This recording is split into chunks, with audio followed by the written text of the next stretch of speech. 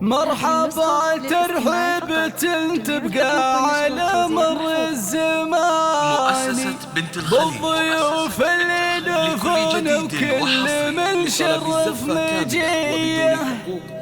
باسم أم حسام رحب بالحضور بالعواني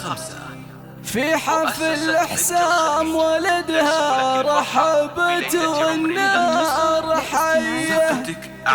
ارحبوا ثم ارحبوا في حفلنا قصي وداني واقلطوا على المباخر والكرم والشاذلية.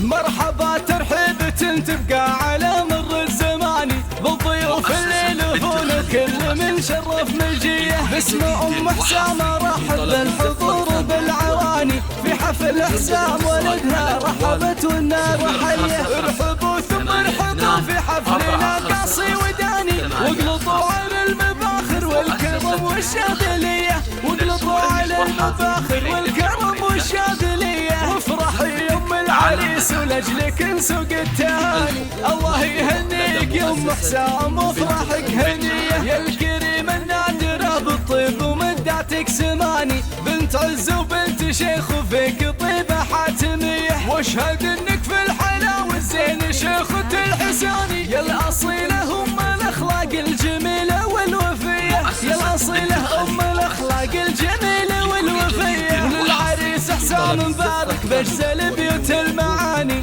الف مبروك يا حسام ويا عسى سنينك مدية يا عريض الساسة والجدينك السبراني انت رمز للرجولة والفعول صيرمية وانت درع للوطن والدين دايم ما تواني يا الشجاع اللي بوقفاتك تساوي لك سرية يا الشجاع اللي بوقفاتك تساوي لك سرية يا ولد شيخ سنافي له مقام وعز شاني عيد بن عوض صيته بالكرم ما فيه زيه من رموز ابن عفيف وبين ربعه له مكاني راعي حكمه وراعي صايب في المواقف العصيه يا سلاي العزوة الابطال ما فيهم جباني من بني مالك سلام العز ورجال الحميه من بني مالك سلام العز ورجال الحميه والنعم بسابكم قوم طويلين اليماني عزوة المطير اهل الطايله والمقدريه ام وليد ام العروسه نورها شاشة وباني شيخة الشيخات ام الزين والطلة البهيه والختام يسعدكم الله الولي طول الزمان والسعادة فالكم وايامكم دايم هنيه والسعادة فالكم وايامكم دايم هنيه. الحقوق والنشر والتوزيع محفوظة.